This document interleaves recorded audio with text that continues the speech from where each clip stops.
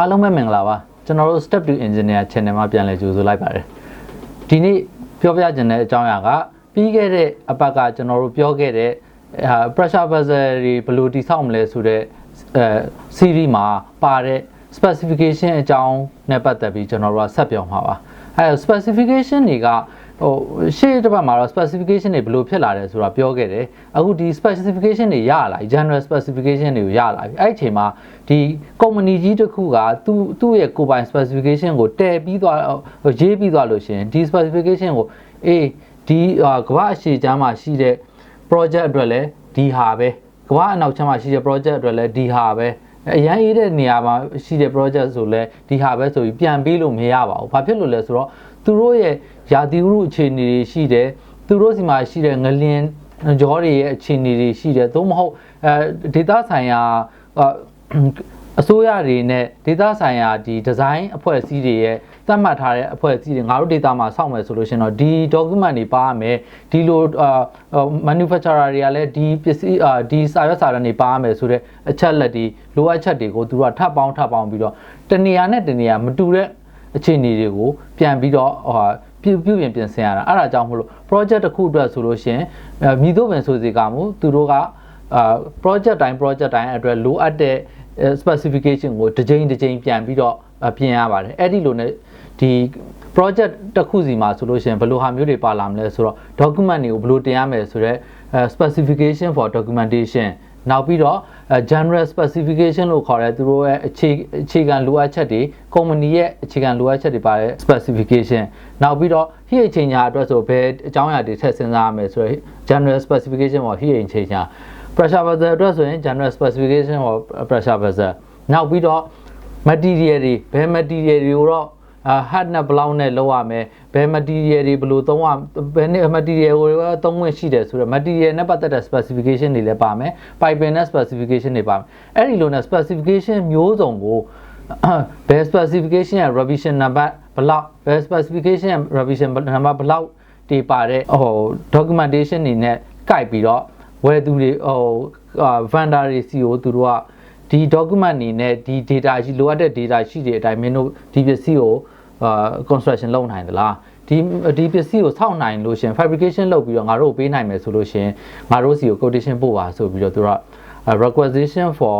quotation လို့ခေါ်တဲ့ RFQ ကိုပို့လိုက်တယ်အဲ့ဒီမှာ vendor တွေကသူတို့ရဲ့ standard တွေနဲ့ဒီ specification တွေalike ကိုသူတို့ကစစ်ဆေးပြီးတော့သူတို့လုပ်နိုင်တယ်ဆိုလို့ရှင် quotation ပို့တယ်အဲ့ဒီပို့တဲ့ quotation ပို့လိုက်တဲ့ဥစ္စာကိုလက်ခံတဲ့အကြိုက်ဆုံးdesign requirement အပြည့်စုံဆုံးနဲ့ဈေးအနည်းဆုံး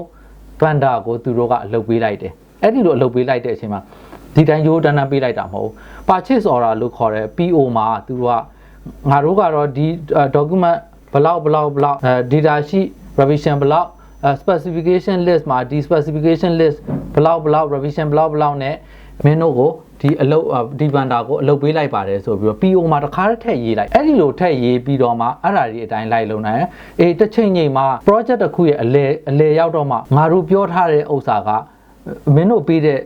supply လုပ်ထားတဲ့ကိစ္စငါတို့ပြောထားတဲ့အတိုင်းမဟုတ်ပါဘူးဆိုပြီးတော့ညင်းလာနိုင်တယ် vendor ဘက်ကပဲဖြစ်ဖြစ် owner ဘက်ကပဲဖြစ်ဖြစ်ညင်းလာနိုင်တယ်အဲ့လိုအချိန်ကြလို့ရှင် PO မှာ PO ရဲ့ဒီ specification revision number ဘလောက်မှရှိတဲ့အကြောင်းအရာဘလောက်အရာငါတို့ကဒါကိုစောက်ထားတာဒါကိုလည်းမလိုက်နာလို့ရှင် deviation list နဲ့ငါတို့ညင်းထားကြပါတယ်ပြောထားကြပါတယ်ဒီမှာ agreement မှာဆိုတဲ့စာရွက်စာတမ်း on paper သက်တည်ကိုဘယ်ဘက်ကမဆိုယူထားရပါတယ်ယူထားပြီးအဲ့ဒီသက်တည်ကိုပြနိုင်တဲ့ဘက်ကအနိုင်မှာအဲ့ဒါနဲ့ပတ်သက်ပြီးကျွန်တော်စိတ်ထဲမှာမှတ်မိလာတဲ့အကြောင်းအရာတစ်ခုကိုပြန်ပြီးတော့ဖောက်တယ်ချခြင်းနဲ့ကျွန်တော်တို့မြန်မာနိုင်ငံမှာလွန်ခဲ့တဲ့10နှစ်ကျော်လောက်ကဒီအိန္ဒိယကုမ္ပဏီတွေဝင်လာပြီးတော့ဒီ project တဲ့ project data မှာဗမာပြည်ကvendor တွေကဘာ vendor လဲဆိုတော့ဒီအဲ့ဒီမှာရှိတဲ့ဝန်ထမ်းတွေစားဖို့တောက်ဖို့အတွက်ဒီတတိဝလန်တို့ဒီဟင်းသီးဟင်းရွက်တွေသွင်းဖို့ဆိုပြီးသူကတန်တာသဘောမျိုးအလုပ်ခေါ်လိုက်တယ်ခေါ်ပြီးတော့သူကတော့ specification နေနဲ့လာတာเนาะလာပြီးတော့ဒီ document အတိုင်းမင်းတို့လုပ်နိုင်လားဆိုပြီးတော့ပြတယ်ကြောင်းညင်တဲ့ဟင်းသီးဟင်းရွက်တွေကလည်းဒါကိုဖတ်ပြီးတော့ရတယ်ဆိုပြီးတော့လက်မှတ်ထိုးလိုက်တယ်ထိုးလိုက်ပြီးတော့သူကပစ္စည်းက ချက်ချင်းသွင်းရတာမဟုတ်ဘူးသူကပြီးတော့မှတခါတည်းဘယ်နှစ်ကြိမ်သွင်းပြီးတော့မှပတ်စံတစ်ကြိမ်ထုတ်ဆိုတဲ့ပုံစံမျိုးလဲလက်ခံတယ်ဆိုပြီးတော့ဟိုပစ္စည်းတွေသွင်းနေတယ်တော်ဒီဟင်းသီးရွက်တွေသွင်းတယ်အေးဒါပေမဲ့အချိန်တန်လက်တန်အောင်အဲ့ဒီကုမ္ပဏီကပတ်စံမပေးတော့မပေးလည်းပြီးတော့အဲ့ကြတော့မှဆူကြပူကြဖြစ်ပြီးတော့ဒီကိစ္စကိုတရားစွဲမယ်ခင်ဗျားတို့ပတ်စံမပေးလို့တရားစွဲမယ်လဲဆိုတော့အဲ့ဒီကုမ္ပဏီကညစ်တဲ့ကုမ္ပဏီကဘာထုတ်ပြလဲဆိုတော့ PO မှာလက်မှတ်ထိုးထားခဲ့တဲ့အကြောင်းအရာအကယ်၍မြန်ပြဿနာတုံတရာတက်တော့သူတို့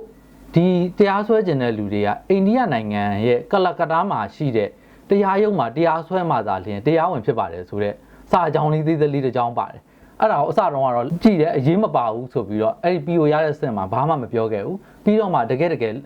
ပြဿနာလဲတက်လည်းကောအဲ့ဒီအချက်နဲ့ဟိုကုံစိမ့်တဲ့ဒီအနေထားလောက်နဲ့အဲ့ဒီအိန္ဒိယနိုင်ငံကိုသွားပြီးတရားစွဲလောက်အောင်လဲဟိုဈေးကမကိုက်တဲ့အချိန်မှာသူကဘာလုပ်လိုက်ရဆိုအားလုံး short ပေးလိုက်ရတဲ့ပုံစံမျိုးတွေကြုံခဲ့ဘူးတာကျွန်တော်တို့ကြားခဲ့ဘူးတယ်ဒါက documentation နဲ့ဒီဟိုစာရွက်စာတမ်းရဲ့အရေးပါမှုကိုပြောပြချင်တာဖြစ်ပါတယ်ဒါက PO ပေးလိုက်တဲ့အဆင့် PO ပေးလိုက်ပြီးတဲ့အချိန်ကြတော့မှပစ္စည်းဆောက်တော့မယ်ဒီပစ္စည်းကို construction ဆောက်တော့မယ်ဆိုဆောက်နိုင်တယ်ငါတို့ကတော့ဝယ်တာတွေပဲ2ယောက်ရှိတယ်ဘလို့အလုပ်သမားအင်အားတွေကောင်းတယ်စက်မှုပစ္စည်းတွေဘလောက်ကောင်းတယ်ပဲပြောနိုင်ငံတကာ project တွေလုပ်တဲ့အချိန်မှာကျွန်တော်တို့ကဒီ manufacturer ဒီ pressure vessel သို့မဟုတ် heat exchanger ကိုဆောက်ခွင့်ရတဲ့ license ရmanufacturer ဟုတ်သလားမဟုတ်သလားဆိုတော့စာရွက်စာတမ်းပြပေးရပါမယ်အဲ့ဒါကိုမပြနိုင်လို့ရှိရင်လေဒီကျွန်တော်တို့စောက်တဲ့ပစ္စည်းကိုဘယ်နိုင်ငံရဲ့ international ဟိုရေနွမ်းရင်းမှာသုံးဝင်ရပါမယ်ဆိုတဲ့သက်သေဘယ် insurance company ကမှပြန်ပြီးတော့ထိုးပေးမှာမဟုတ်ပါဘူးသို့မဟုတ်ဘယ် inspector ကမှလက်ခံမှာမဟုတ်ပါဘူးအဲ့ဒါကြောင့်မို့လို့ဒီ document တွေ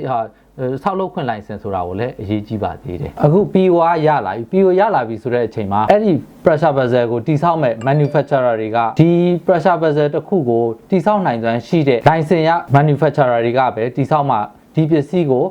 ရေနံတွင်းလို့ international company တွေအသုံးပြုနေတဲ့နေရာတွေမှာအသုံးပြုလို့ရမှာဖြစ်တယ်အဲ့ဒါကြောင့်မို့လို့ဒီဆောက်လုပ်မဲ့ manufacturer တွေကလည်းသက်ဆိုင်ရာdata အလိုက်license တွေကိုယူထားရတယ်ဥပမာ ASME code ကိုသုံးမယ်ဆိုလို့ရှင် U-stamp ASME ရဲ့ U-stamp manufacturer ဖြစ်ကြောင်း license ယူထားရတယ်အဲ့ဒီလိုပဲတခြားဥရောပမှာဆိုလို့ရှင် EN license နောက်ပြီးတော့ API manufacturer license အဲ့ဒီလို license တွေကိုအသီးသီးလိုက်ယူကြရတယ်အခုကျွန်တော်တို့ကတော့ ASME manufacturer အနေနဲ့ဆက်ပြီးတော့ရှင်းပြပေးသွားမှာဖြစ်တဲ့အတွက်ကြောင့် ASME manufacturer license ရ manufacturer အနေနဲ့ပဲကျွန်တော်တို့ကဆက်ပြီးရှင်းပြသွားမှာဖြစ်ပါတယ်အဲ့တော့ဒီပစ္စည်းကိုအလုပ်ရလာခဲ့ပြီဆိုလို့ရှင် data ရှိမှာပါလာတဲ့ပစ္စည်းရဲ့လိုအပ်ချက်ဥပမာ U-stamp certified vessel ကိုလုပ်ရမယ်နောက်customer က design pressure design temperature ဘယ်လောက်နဲ့လိုအပ်ချက်တွေကို specification တွေ data ရှိတွေပေးပြီးတော့ရလာအလုပ်ကရလာပြီဆိုလို့ရှင်အဲ့ဒီအတိုင်းdesign တွေတွက်ရတယ် drawing တွေဆွဲရတယ် drawing ဆွဲပြီးတဲ့အချိန်မှာဒီ drawing တွေကို customer ကိုပြန်တင်ရတယ် customer ကသူတို့စီက engineer တွေကစစ်ကြည့်လိုက်ပြီးတဲ့အချိန်ကြတော့မှ okay ဒီနေရာတွေ nozzle position တွေပြင်မဲ့ဒီ design နေရာတွေကတော့ဘာတွေလဲမသိတာတွေကိုပြန်မေးမယ်သူတို့ပြောထားတဲ့အတိုင်းမဟုတ်ဘူးလို့ထင်တဲ့ဟာတွေကိုပြင်ဖို့အတွက် command ပြန်ပေးမယ်အဲ့ဒီ command ကိုကျွန်တော်တို့စီကိုပြန်လာတယ်ကျွန်တော်တို့ကအဲ့ဒါတွေကိုလိုအပ်တဲ့အတိုင်းပြန်ပြီးတော့ပြင်ပေးရတယ်အဲ့ဒီလိုနဲ့ second submission ပြန်တင်လိုက်တယ်တင်လိုက်ပြီးတဲ့အချိန်ကြလို့ရှိရင်ဘာဖြစ်လဲဆိုတော့ဒီတစ်ချိန်တင်တဲ့အချိန်မှာစောစောလာတဲ့command ကလည်းဘာအနေနဲ့လာလဲဆိုတော့ review ပြီးလို့ရှင်သူက reject ဖြစ်မှာလားapprove ဖြစ်မှာလားသို့မဟုတ် approve with command ဖြစ်မှာများသောအားဖြင့်ကတော့သူက process ကိုမပြောင်းညင်တဲ့အတွက်ကြောင့်မလို့ approve with command design code 2နဲ့ပေးထားရှိတယ် design code 2ဆိုတာဘာလဲဆိုတော့သူတို့ပြောတဲ့ command တွေကိုပြင်လိုက်ပါ command မပေးထားတဲ့ area ကိုပြန်ပြီးတော့အလုပ်စလုပ်လို့ရပြီအဲ့ဒီအချိန်မှာ material ဝယ်တာတို့ဘာတို့အဲ့ဒါမျိုးတွေကိုစလုပ်လို့ရပြီဒါမှ process ကြီးကတန့်မနေပဲနဲ့ရှေ့ဆက်ပြီးအလုပ်လုပ်ရမှာအဲ့ဒါဆိုလို့ရှိရင်ကျွန်တော်တို့ကဒီသူတို့ပြောတဲ့ command တွေကို comply လုပ်ဖို့ design ပြန်တွက်တဲ့ drawing တွေပြန်ဆွဲပြီးတဲ့အချိန်မှာအဲ့ဒီလိုပဲ QA ဘက်ကလည်းသူက welding ဆော်တဲ့ welding procedure တွေဘာတွေကိုလည်း customer ကိုတင်ထားတဲ့ဥစ္စာ command ပြန်လာသူတို့ရဲ့လိုအပ်ချက်တွေ second submission ပြန်တင်တယ်အဲ့ဒီ second submission အချိန်ကြတော့ကျွန်တော်တို့က customer ဘက်ကိုတင်ရတာမဟုတ်တော့ဘူးတခြားဒီ drawing vessel က U-stamp certified U-stamp ဖြစ်တဲ့အတွက်ကြောင့်မို့လို့ ASME association ကြီးကနေပြီးတော့သူတို့ရဲ့ကိုယ်စားလှယ်အနေနဲ့လာပြီးတော့ design တွေ ဒီ puzzle ကို certify ဖြစ်မဲ့ certify ဖြစ်အောင်သိကြအောင်လုပ်ရမယ် authorized inspector ဆိုပြီး AI တယောက်ကိုassign လုပ်ပြီးတော့လာပြီးစစ်ခိုင်းလိုက်တယ်အဲ့ဒီကြတော့အဲ့ဒီ AI ကိုလည်းကျွန်တော်တို့ကတွက်ထားတဲ့ design တွေ drawing တွေကိုပြန်တင်ပေးလိုက်ရတယ်တင်ပေးလိုက်ရတဲ့အချိန်ကြာပါဖြစ်လဲဆိုတော့ customer ဘက်ကလည်းကျွန်တော်တို့ရဲ့ပြန်တင်တဲ့ document တွေ drawing တွေကိုစစ်တယ် AI ကလည်း document တွေကိုစစ်တယ်စစ်ပြီးတော့ customer ဘက်ကပေးတဲ့ command ကိုနောက်တစ်ချိန်ကြာတော့ customer ဘက်ကအဆင်ပြေပြီဆိုလို့ရှိရင် approve ဆိုပြီးတော့သူတို့ကပြန်လာတယ်approve ဆိုပြီးပြန်လာပေမဲ့ AI ကကြတော့သူတို့ရဲ့လိုအပ်ချက်ဓာတ်တွေထပ်ထည့်အောင်ဆိုလို့ရှိရင်ထပ်ဖြည့်တယ်အဲ့ထပ်ဖြည့်ပြီးလို့ရှိရင်ကျွန်တော်တို့ကအဲ့ထပ်ဖြည့်တဲ့ဥစ္စာအတိုင်းကျွန်တော်တို့က revise လုပ်ပြီးတော့မှနောက်တစ်ချိန်ပြန်ပြီးတော့ party နှစ်ခုစလုံးကိုတင်တယ်အဲ့တင်တဲ့အချိန်အတွင်းမှာစောက revision မှာ command ပေးမထားတဲ့ area တွေကကျွန်တော်တို့ approve ဖြစ်ပြီဆိုတဲ့အတွက်ကြောင့်မို့တပြိုင်တည်းဒီ puzzle ကိုmaterial ဝယ်တာတွေစပြီးတော့wearing ဆော်တာတွေပါတယ်အဲ့ဒီလိုဥစ္စာမျိုးတွေစလုပ်ပြီးတော့မှကျွန်တော်တို့ကစပြီးတိဆောက်လိုက်တယ်တိဆောက်ပြီးတော့ puzzle ကြီးပြီးသွားပြီဆိုပါတော့ဗျာပြီးသွားပြီဆိုတဲ့အချိန်မှာအဲ့ဒီ AI ကကျွန်တော်တို့ရဲ့ design တွေတင်မကဘူး wearing ဆော်တဲ့ wearing ဆော်ပြီးတဲ့ wearing ကိုNDT ဆိုတဲ့ non destructive test တွေကိုလည်း report တွေကိုလည်းစစ်တယ်ဒီတကယ် visual test တွေကိုလည်းစစ်တယ်သူကနေရာအစင်တိုင်းမှာသူကတက်သေးအနေနဲ့ witness live လုပ်ပြီးတော့မှဒီဥစ္စာကိုတော့ငါတို့ငါက ASME Association ကိုစား approve လုပ်ပါတယ်ဆိုပြီး document တိုင်းကိုသူက sign ထိုးလိုက်ပြီးတဲ့အချိန်မှာ puzzle ကြီးကိုလည်း manufacturer ကတိဆောက်ပြီးတော့ puzzle ကြီးတစ်ခုရလာပြီဆိုရင် puzzle ကြီးကိုလည်း customer ကိုအပ်ရတော့မယ် customer အပ်မယ်ဆိုရင်ဒီတိုင်းအပ်လို့မရဘူးဘယ်လိုအပ်ရလဲဆိုတော့ဥပမာတန်းပါနဲ့ design pressure တန်းပါရှိတဲ့ puzzle တစ်လုံးကိုဆောက်လို့ရှိရင်ထားပါတော့ဗျာဒီ puzzle ဒီတန်းပါခံနိုင်ကြောင်းကို ASME code အရတန်းပါရဲ့ရှိတဲ့ pressure တစ်ခုကိုတန်းပါရဲ့မြင့်တဲ့ pressure တစ်ခုနဲ့ရေထည့်ပြီးတော့ရေသွင်းပြီးတော့ hydro test လုပ်ပေးရတယ်အဲ့ဒီ pressure test ကိုလည်းကျွန်တော်တို့ကကို workshop တွေမှာ pressure test လုပ်တယ်အဲ့ဒီ pressure test လုပ်တဲ့အခါမှာ ASME ရဲ့ AI ကတက်တဲ့အဖြစ်နဲ့ witness လာပြီးတော့ကြည့်တယ်အေးဟုတ်တယ်ပြောတဲ့အတိုင်း test လုပ်ထားပါတယ်ဆိုပြီးတော့သူက sign ထုတ်ပေးပြီးတဲ့အချိန်ကြတော့မှပစ္စည်းကို customer စီကို delivery လုပ်လိုက်လို့ရပါတယ်အဲ့ဒါကပုံမှန်အခြေအနေတစ်ခါလေကြလို့ရှိရင်ဘာထပ်ဖြစ်သေးလဲဆိုတော့ customer က use stand နဲ့တည်းမလုံတော့သေးဘူးသူကပိုသေးကြခြင်းနဲ့ဆိုတဲ့အချိန်မှာတခြား insurance company တစ်ခုနဲ့သူကထပ်ပြီးတော့သက်သေယူခိုင်းတယ်